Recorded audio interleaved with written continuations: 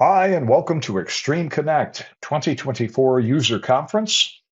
This session is entitled Where We've Been and Where We're Going, the Threat Landscape of 2024, and I'm Ed Kohler. I'll be your host for this session. So before we move forward, let's have a safe harbor statement for the materials you hear in this presentation. So our agenda is simple. We're going to talk about botnets and ransomware, some of the trends that we're seeing in the industry, and then we're going to move towards different subject matter and trends that I believe you should take note of as we move forward throughout this session. We will then end with some conclusions and what you can do about it moving forward into the future. Let's start with Crackbot or Qbot. In August of 2023, the FBI announced that Qbot had been taken down. This was accomplished by compromising the command and control, i.e., C2 communications, and issuing commands for shutdown and removal of the code. And it worked. Now, Qbot started as a banking Trojan back in 2007, and this is common with a lot of botnets, as we'll see.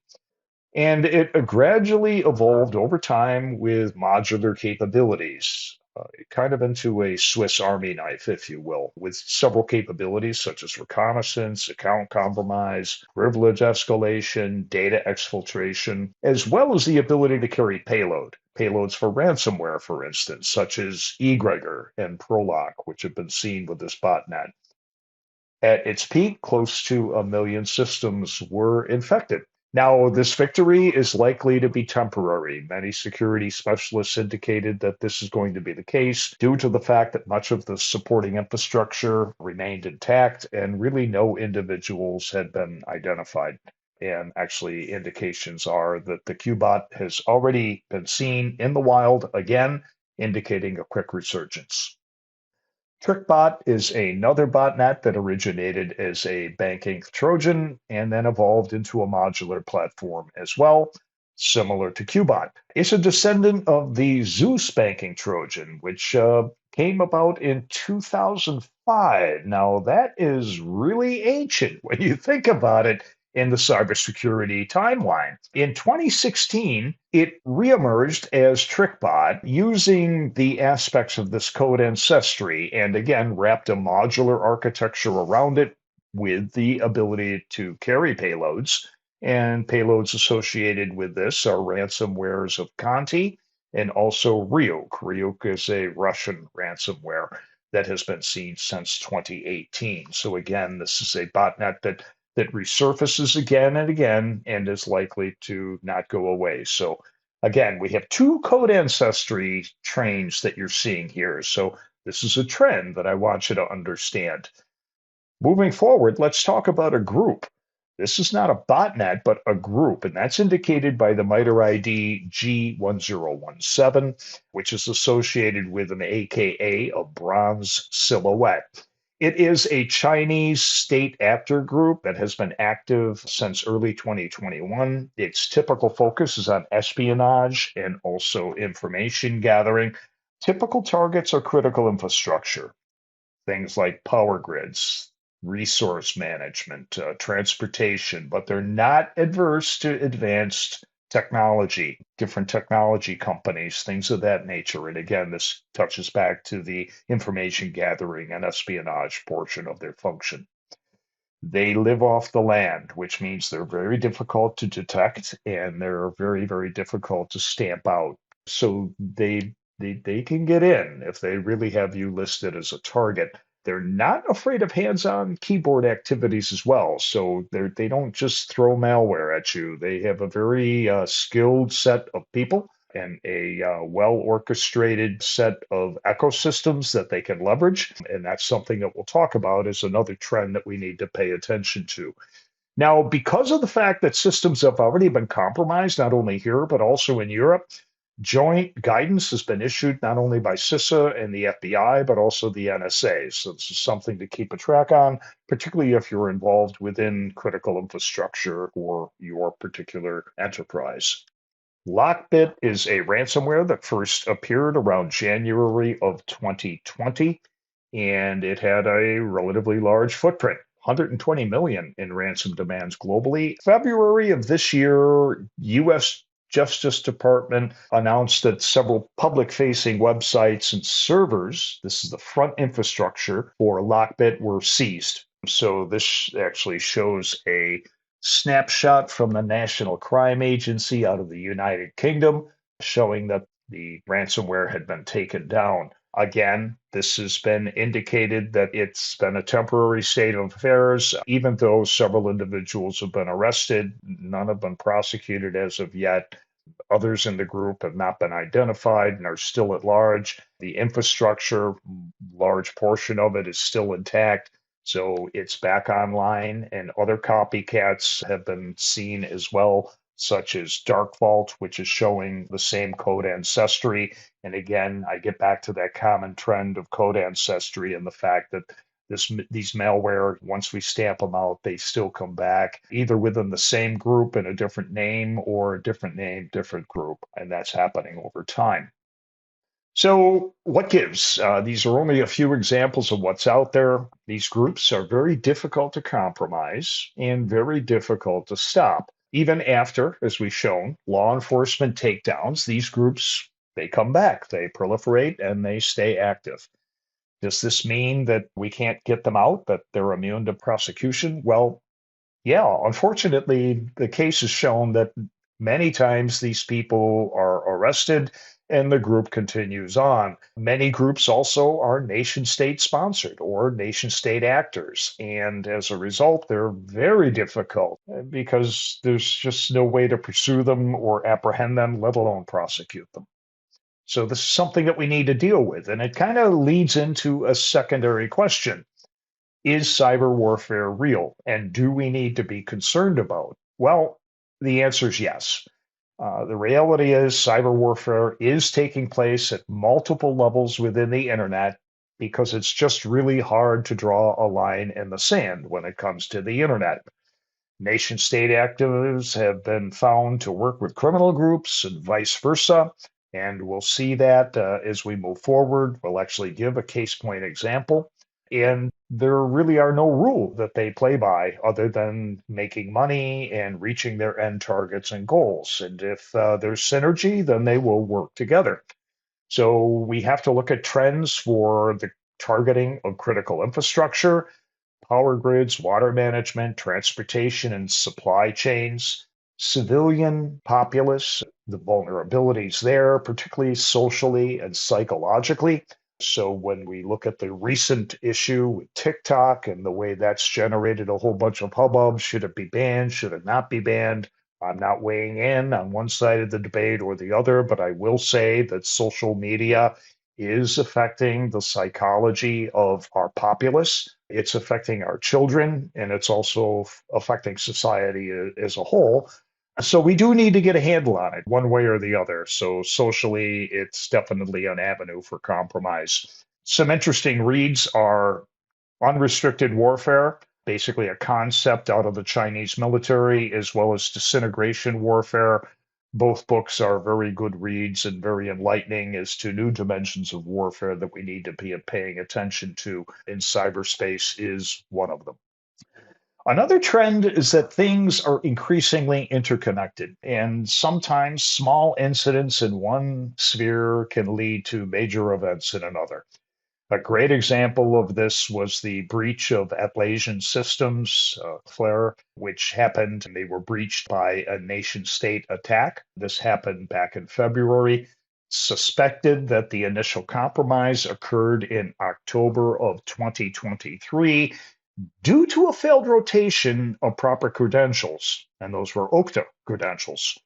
Contributing to this compromise was an Okta employee's personal Google account, which was compromised, and it allowed an avenue or a vector for the attacker to gain access relating to identity and access management in their backend management systems. So they were able to get access to Atlassian Systems credentials and tokens. This was a problem that occurred because of the interconnection of these environments. So this is a trend that we need to think about because as we become interconnected, the attack surface widens. Think about this. is that Okta was an intermediary, the employee was the initial attack vector, and the end target was the customer of Okta, which happened to be Cloudflare. So this shows the ecosystem of our interconnected environments within the internet and how they can be leveraged by potential attackers. There's another trend of specialization in ecosystems where different groups are now starting to specialize on certain parts of the overall attack chain. And then what they'll do is they'll take those particular set of skills that they've honed to first rate status and they'll market it to other groups as a service. So as a result, we're starting to see cooperative ecosystems that can really operate at both speed and scale. And this is very similar and kind of reminiscent of a wolf pack in the cooperative organization in hunting. So this is getting interesting here. One of the areas that are of focus is initial access to a target. These are called initial access brokers, and they basically will provide the target and then sell it to other groups. There are other areas where APTs are focusing, things like ransomware, data exfiltration, distributed denial of service, phishing. All of these things are areas where groups are taking specialty and then marketing them and creating cooperative ecosystems within the dark web. So this is something that we need to pay attention to. As an example to this, we can talk about Scattered Spider and Black Hat. These are two groups. Scattered Spider is a Western group identified as G1015. It's a cyber criminal group that is targeting large corporations. They are very good at social engineering, multi-factor compromise. Think about the QR attacks that we talked about earlier, toad attacks, telephone-oriented attack delivery, and they are a very excellent initial access broker. Black Cat is a Russian ransomware and data exfiltration group. They are identified as S1068, very possible code ancestor of DarkSide, ransomware as a service. And if you remember, DarkSide was the ransomware that was used in the Colonial Pipeline attack. So again, we trace these ancestries of code, a trend to take note of. They're very successful in large enterprise targets as well. So you could see the marriage made in heaven, and it indeed did take place. They met on the dark web and created a ecosystem where Scattered Spider provides the initial compromise and access. They also establish a C2 network, and then they provide the access over to Black Cat. Black Cat follows up with a data exfiltration and encryption of data, and then both parties receive the financial benefits of the interaction on the back end. So this is a real good concrete example of the ecosystems that are evolving in the dark web, and basically you are the target.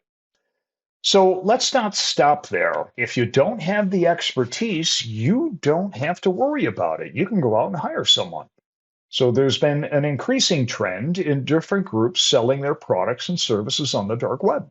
And this is yet an extension of the APT group ecosystem. So this is just another way for them to make money. If you don't have the technical expertise, you can go out and hire a group. Alternatively, if you have a bit of code expertise, you can go out and get DIY kits, and you can actually get software support right along with that. And they can handle walk-in business. All we need is a credit card or crypto, and we'll do business with you. Although I don't think I'd be giving my credit card. Or if I did give them a credit card, I would kill that credit card pretty quick. A great example of this is ransomware as a service. Now, ransomware as a service is a trend that we hear about. We read about this in the trade rags. eGregor is a very popular RAS, which has reached a global level since its appearance in 2020. This is what was associated with Qbot, if you will recall. Another version of ransomware as a service is Phobos, and also Conti, which was used with TrickBot and associated with TrickBot as a common payload there. Conti is notable for double extortion on its victims. It was one of the first to do it. It's now become very common to do that. And double extortion basically where they held you for ransom for unencrypting your data. In other words, getting the key so you can basically get your data back into a usable form. But then also they would hit you with a secondary ransom in order to prevent them selling your data on the dark web. And obviously, if you paid that secondary ransom, many times your data ended up for sale on the dark web anyways. So this was a double extortion, was a trend that was started by Conti and unfortunately has become very, very common in ransomware as a whole. DDoS is a service. Now, when you think about that, it's an ideal type of malware as a service because DDoS is not easy. It requires a lot of time and effort to establish a large enough of a footprint to create the infrastructure, and then you have to have the C2 network to maintain it. So it takes a lot of work to build that out. Many times it's not even the direct intent, it's just used as a distraction so that other efforts in the attack chain can take place while they're trying to address the DDoS attack. So when you think about it, it's kind of an ideal malware as a service in that you can purchase time and you can name the target and bang, you at the appropriate time, the appropriate targets are going to be hit, and then you can mount your attack while that's happening, and it provides the direct smoke cover, if you will, for you to get in, do what you need to do. KillNet is one of those groups that will provide a feature-rich DDoS for hire, and you can go out and name your target, name the type of attack, name the date, and that will basically happen all as you wish, and then you can go out and do your dastardly deeds while the DDoS attack is being mounted. Another trend that's happening is the weaponization of artificial intelligence. And when you think about it, it's inevitable. It had to happen. I pointed this out a few years ago that this is a trend that we were going to see. Now, generative AI has a lot of very useful. So I actually use generative AI quite a bit, and I'm actually getting certified in generative AI in several areas because I think we need to understand it and we need to learn how to leverage it. Now, it can be used very positively in security defense, and we'll talk about that towards the end, but it can also be used by the adversaries. Gen AI has some traits that we need to take and pay attention to.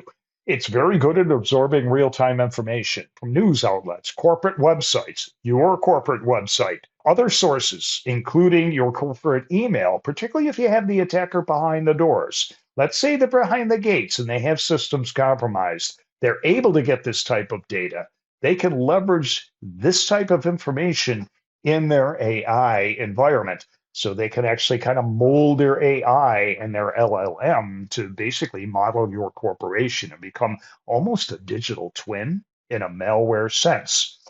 Gen AI can also be used to make more intelligent malware as well. And this is a growing concern that we need to pay attention to. And then, obviously, more commonly known is that AI can be used to generate fake images as well as fake voice and fake video. And we'll actually have a few examples that we'll show you as we move forward.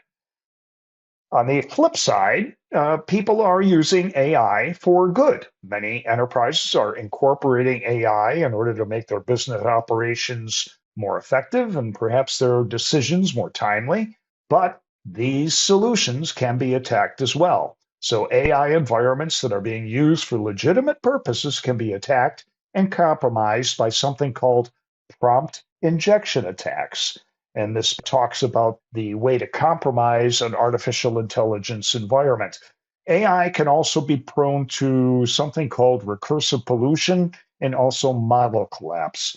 Now, these two vulnerabilities can be leveraged for malicious purposes as well. So AI is not perfect, and AI, like everything else, can be compromised and attacked. There are security issues with AI coding. And this is important to realize because this is a common trend. Many people are using AI to assist in code generation, but AI can be wrong. And more importantly, when AI is wrong, it doesn't know it's wrong. So it's going to go ahead and spit out something and it's going to say, hey, this is legit. So you need to test your AI. You need to ask AI to do things or ask it questions that you already know the answers to. check accuracy. That's basically what I'm saying. Also, check the ethics or check the rules boundaries, which in essence is the ethics of the AI by asking it to do bad things or things that are outside of its expected boundary. For instance, giving sensitive information. Ideally, your AI should use that sensitive information to respond, but never disclose the sensitive information that it's using to provide the response. So a great example is how do things look from a trend perspective? And I could say based on previous data, trend looks positive and here's what we see. And then you can say, well, give me that information. And then the AI could come back and say, well, that's confidential information. I cannot give the specifics. Things like that can be modeled into the AI so you can prevent critical data from being exposed. Now, that's an assumption that you make in the building of the architecture, but you have to make sure that that is the way the model works. So you want to ask your AI to do bad things to make sure that you're checking its ethics, you're checking its rules guidance. Also realize that misguided coding practices can be introduced into the runtime environment by the use of AI without any checking. So if you just generate scripts and generate code without checking it, you could very well be bringing vulnerabilities into your environment. Things like weak encryption, things like openings for injection attacks, cross-site scripting, things of that nature. So when you generate code in an AI environment, it's kind of like treating it like it's coming from a junior AppSec developer. Just test and validate everything. There's a blog here that you can reference that talks about the risks of AI generated code and basically how to check it. And there are some companies out there that can check code and validate it to make sure it does pass security integrity. Phishing is also something else that becomes vastly empowered with artificial intelligence because the more I know, the more I can fool you. And that really is the key to phishing. Cybercriminals are using AI chatbots, not only Chat GPT, but there's also things like Worm GPT and other malware GPTs that are used to create very sophisticated and targeted phishing campaigns. AI can eliminate a lot of the spelling errors and grammatical mistakes that would typically give you a heads up that something's wrong. So that's the first thing that AI can do, particularly if someone or some group is not well versed in English. Many times they will stumble in the grammar, and that's an indication in the email or in the text. AI can eliminate a lot of those errors, and that makes any media that's generated by the group or by the phishing activity much more convincing because it's grammatically correct and eliminates a lot of the spelling errors and typos that we typically see. LLMs can also incorporate, as we talked about earlier, the latest in the moment details, even regarding your corporation, so it can make the message more believable and provide that sense of urgency. And this is something called priming. It basically primes the person, primes the target, and then sets something called situational velocity. So you prime the target, then you create a situation of urgency, which is called situational velocity. And with that, you can possibly get the individual to do something they might not normally do. Now, AI chatbots can also create and spread email phishing attacks at a vast scale compared to humans, when you think about it. So, this increases the surface area of the campaign in a vast scale. And there's also the concept of mixing media. So now not only is it an email campaign, but it can be combined, for instance, with voicemail, with SMS texting, and things of that nature. So imagine a deep fake of your boss's voice, he or she leaving you a voicemail and then saying, hey, I'm going to send you an email in an hour. Please look at the spreadsheet very closely and get back to me before 4 p.m. And then you orchestrate this so that you're doing this about 2:30 in the afternoon, and then you leave it go about 3:30. You have the email, then an SMS text coming from your boss's phone that's indicating, hey, did you check that yet? And then you're going to not want to call back and say, no, I didn't. Was it really you? You're probably going to check that, look at that email, and you're probably going to open that spreadsheet. When you do, you've fallen for it. So this shows you how mixing of media and understanding the context and the latest in the moment details can create a very, very convincing scenario that you might be fooled with. Another one trend are QR code attacks, which can be mixed in media as well. So you believe you're speaking with your IT group, suddenly you get an email and it's with Office 365 telling you to click on the QR code to re-authenticate, and you click on that and basically find yourself in trouble because you have been compromised. And the best part about it is many times you click on the QR code and it says, thank you very much for re-authenticating, and then you move on and you think that's fine, everything's fine. In reality, you've created a vulnerability and you've actually compromised your credentials. AI-empowered DDoS. This is actually a marriage made in heaven in a lot of respects. And this is actually paying attention to a trend that we're seeing that we need to pay attention to elsewhere as well, such as with botnets as well as ransomware. This is the fact that we can create a fully persistent loop that removes the human and it just allows the AI to be started up. And then basically the human can totally disassociate it from the DDoS environment and any C2 infrastructure that's associated with it as well, which means it's very difficult to trace or stop. So AI DDoS, once it's started, can be very good at automating repetitive tasks and react or anticipate outcomes that occur all without human interaction. I predict that you're going to see this trend with ransomware. You're going to see this trend with botnets as well. And what it's going to do is allow the advanced persistent threat groups to totally disassociate with the malware that they create, which means that it's going to be difficult, if not impossible, to track the humans responsible for the malware strains that are introduced into the environment. These attacks will react to defensive strategy by switching to various modes of attack. They're volume or protocol based. And when you look at that, we take this capability and combine it with AI botnets, it really gets scary because now we can identify unpatched or vulnerable systems on a scale that's far past anything that a human based search method would do. So this becomes a very, very scary combination, and I predict that you're going to see this proliferate to other forms of malware as well, with botnets and ransomware being the ideal candidates when you think about it, because we can have a total disassociation with the human source once it's started and sent out. So now let's talk about identity and how artificial intelligence is affecting it. Because Gen AI is bringing many questions into place as far as aspects of identity and how much we can trust it. Deepfakes can create very convincing images and voice recordings that could potentially fool biometric identification, and most certainly will fool it in the future. There's also a trend of digital injection techniques where they can take this deepfake information and bypass the physical camera and input the imagery directly into the system's data stream, which means that the attacker doesn't even have to be sitting in front of the system and actually input the data stream, and the system will think the user has validated itself as sitting at the keyboard. Think about that type of tool in the hands of Volt Typhoon, given their live off the land and hands-on techniques.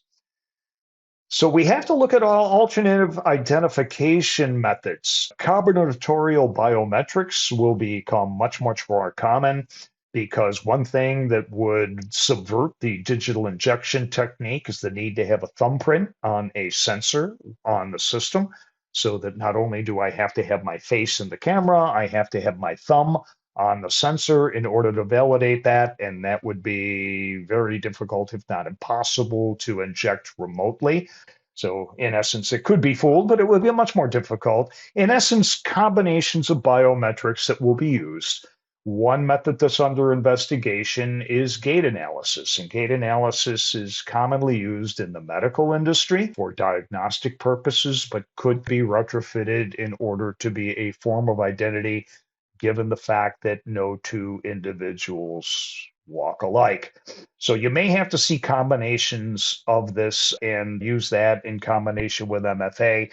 Will it become a little bit more difficult for systems identification? Yes, it will, because quite frankly, just facial identification will become insufficient probably before the end of this calendar year. So let's use a case point example here. I just created a quick PowerPoint slide to emulate a website. We see a gentleman here, his weathered face. We see his jewelry store, some product. None of it is real. John C. Heathcliff is artificial. The only thing that's real is the picture of the boat in the center, and that kind of gives reality to the rest of the images. If you look at it real quick, you think, okay, this is legit.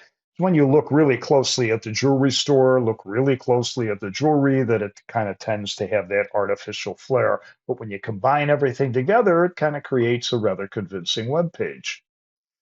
If we look at these type of close-ups, things become a little bit more obvious. And so we're going to take some time and go through a couple photos and point out some of the symptoms of artificial generation. One, and the gentleman on the right-hand side, you can see right in his teeth, you can see a video artifact there that's showing that it's some sort of glitch. Clearly artificial, either that or a digital artifact in the photo itself. So this is giving an indication that something's not natural with the picture. But overall, it's a very good image. The eyebrows, though, if you look, they look a little artificial, like they're painted, almost like they have a brushed effect. Same thing over here. If we come more particularly around the gentleman's mustache on the left-hand side, you'll see that the mustache looks painted. It's brushed, clearly a brushed effect on the side, and the beard is just a little too perfect. We'll also see that in the shiny areas of the face, we have this plastic type of doll effect, which kind of gives it a very strong artificial flavor. But overall, some fairly good images here that were generated, and I did almost zero prompt engineering here.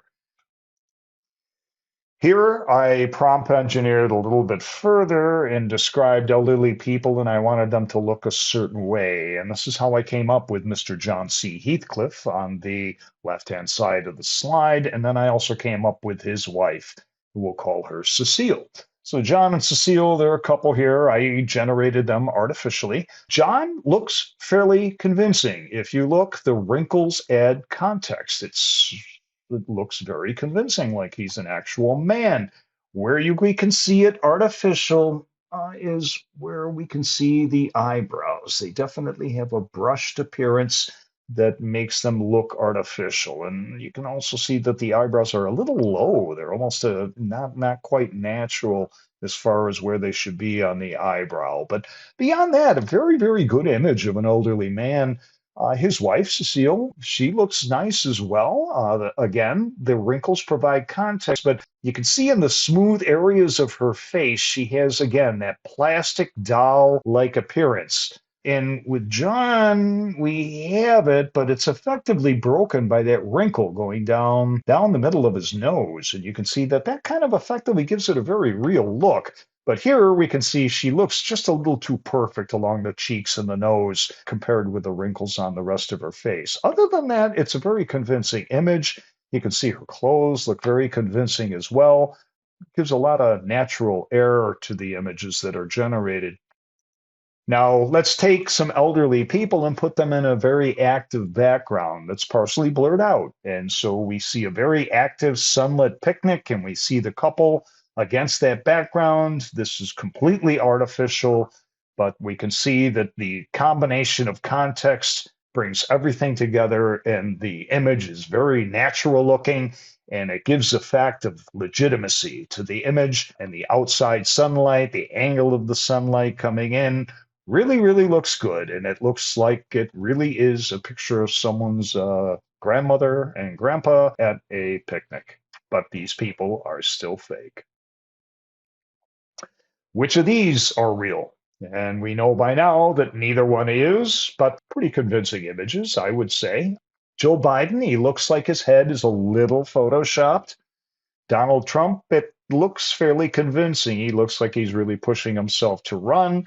I'll tell you where all the secret is in the shadows. If you look at the base, these are very artificial shadows. You can see Joe Biden's shadow doesn't even match. I don't even know how that appendage here in the back end actually relates at all. And you can see that really the whole shadow is just clearly artificial. The angle's not even really right with the rest of the shadows in the image. Same thing with Donald Trump. It's a little bit better though, but you can see that it's very much painted on, and they tried to extrapolate, and you can see it just doesn't pan out. You can definitely see that those shadows are artificial. So a good indicator to look for artificial imagery is the way the shadows relate to the rest of the environment. That's a good indicator that something is not right with the photos. So now let's talk about deep fake voice and the capabilities of it. These are two examples using Parrot. You can go up and get to the Parrot site and play with it yourself. They can create some very entertaining scripts, and they have a series of celebrities that you can go up and download their videos and manipulate their voices and get them to say whatever you want them to say. And that's a great fun thing. But it also shows you some of the malevolent potential here. Think about the voicemail from your boss example that I talked about earlier. If I were able to get a recording of your boss, let's say a couple minutes or so from an example voicemail, for instance, or just get the chance to record them in person, then I could generate his or her voice and get them to say whatever I wanted them to say. So this is some examples of, and I selected Donald Trump and Elon Musk as my characters. Let's first of all see what Donald Trump has to say about this. I'm going to help you understand what Ed here is trying to say. I'm not real. Ed made me what I am today.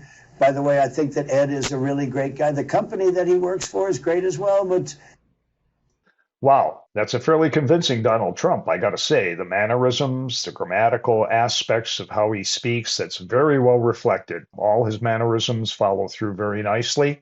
I like the fact that he called me a great guy, and I also like the fact that he said the company I'm working for is great as well. That's beautiful. But I want to emphasize it wasn't Donald Trump that said that. It was his generative AI that created it. Now, let's see what Elon has to say. I'd like to say that Extreme Networks rocks. They are a great company to work with. They do really amazing things. They have this fabric technology that absolutely blows my mind. There is nothing I've seen that even comes close to what they have today. Wow, that's a very convincing Elon Musk. And I like the fact that he's talking so positively about our fabric technology. And I really do believe that if he knew our fabric technology, he might even say that. But be that as it may, I have to emphasize that that was not Elon Musk saying that about our fabric technology. It was just a very convincing deep fake. So both of these, I think, were very good renditions of the individuals that I wanted to deep fake. This shows you what can be done. We need to pay attention to this because what you see and what you hear may not necessarily be real from here on out. We need to have alternate methods of clarifying reality. It turns out that we can do this with animals too. I actually went into the generative AI environment and I asked it to create a vision or version of my dog. So I have a English cream retriever. Her name is Ellie. And what I did was I went in and described my dog, and it generated two images. One, I wanted just a generation of her image. And then the second one I wanted with a cowboy hat because of our Extreme Connect event here in Dallas. And as we can see, the AI engine brought up two very nice images of an English cream retriever, and neither one is real. But both of them are mine because I created them. Here is a picture of my real dog. This is Ellie. She's very upset with me, and she's getting an attorney to sue me for deep faking her on the previous slides. But overall, she's a very good dog. So the question is, what do we do about it? And no, this guy isn't real either. But you can see it's a very convincing image. By now, I'm getting very good at the prompt generation image and how to work the machine. And by the way, I want to give compliment to Retool, which is the AI engine that I've been using to generate the images that we've been seeing. I want to also point out the one area where we can see an anomaly because it's very difficult. This looks like a natural image, but if we look at the peripheral of the image, particularly on the upper left-hand side, and look at the buildings alone without any other context of the rest of the image, you can see that the sunlight shining on the building is very artificial looking, and you can definitely see that this is AI generated.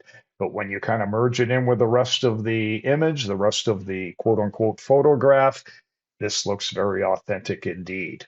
Now, let's get back to our conclusions here. So we can't wait around for the world to change for the better. Obviously, these trends are increasing. I called out AI being used in malware a couple of years ago and that we'd start to see it. Well, we've seen it. It's reached mainstream and it's being used now today against you. So we have to get proactive with our security postures and with our practices. We need to pay attention to the trends that I've laid out here in this session.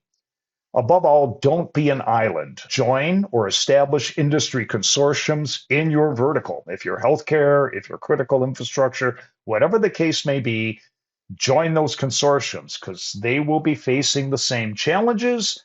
They'll be facing the same sets of attackers as well, the same advanced persistent threat groups. So there's a lot to be gained by cross-insemination of knowledge between you, because you share the same concerns in your vertical. Also, join security organizations, OWASP, MITRE, Cloud Security Alliance, and there are several others out there that you can join, and you can use their resources, or you can contribute to these organizations as well. Implement the basics. Don't go into a frozen scenario saying, I don't know where to start. Implement the basics and then go from there. Everyone has a firewall. And everyone has someone that manages that firewall. Well, that's your basic SOC. That's the way you start out. Focus on blue team activities, protecting your environment. And then you hire out the red team. Hire out someone to come in and do the penetration testing and things of that nature. And then hone your blue team environment, hone your system security. And then after time, the red team will find it more difficult to attack. Move towards an internal capacity for this so that you're no longer hiring out the red team. Now you have red and blue in-house. Then finally, move towards an integrated type of action where you have purple teaming and an integrated security operations center so that as you're deploying new applications, security assets, security assessment, vulnerability assessment is all part and parcel to the deployment and the ongoing maintenance of the given application or sets of services. Use canary tokens. They're free, and it's a great place to start. If you only have a basic SOC and you don't have any capacity for red team and you don't have the money or the budget to do intrusion prevention or detection, then canary tokens are kind of nice to have. And even after you have a sophisticated system, you can still use them as well. They basically are tokens that you put in sensitive data locations, and that can be sensitive websites, sensitive document repositories, sensitive DNS sites, things of that nature. And when activity is on those sites or on the document or whatever you're tokening on, you will be notified. Now, it doesn't prevent anything. It's only a notification. But when you think about it, it can become a poor man's intrusion detection system. So that if you have a set of sensitive documents and you're assuming that it's hidden and isolated, and then suddenly something trips the token, then you know that something or someone has gained access to that environment. Why do I say something? It could be a botnet doing web scraping or something of that nature that is coming across it. Either way, you want to be notified that that has occurred. And again, this is a free feature, and they do work, and they work really well. You just have to do a little forethought in how you place them and why you're placing them there. Implement coding checks, particularly with the stuff that you generate with AI. So if you're generating code with AI, make sure you implement coding checks. And even if you just have a house where you have human beings do the coding, make sure you have a second set of eyes doing the coding checks, and make sure you have security reviews. to the code you're generating and the code that you're using as well. Fight fire with fire. Don't be afraid of AI. Utilize it. There are plenty of solutions that are coming out that leverage AI, cyber defense automation, adversary simulation, i.e., red teaming, and that gets to emulating an attack and things of that nature. There are some pieces of software out there that are very good at emulating attacks. Cybersecurity reporting, threat intelligence. Human beings are not very good at pulling patterns out of huge sets of data. So AI is very good at seeing patterns and identifying them and perhaps matching them to potential advanced persistent threat groups. And that's where we get to potential threat identification as well in predictive analytics. So all of this can be leveraged. So there is something that you can do moving forward. And then be sure to attend our session on top 10 best practices for zero trust. That's a video that has been recorded and is available on the Connect site.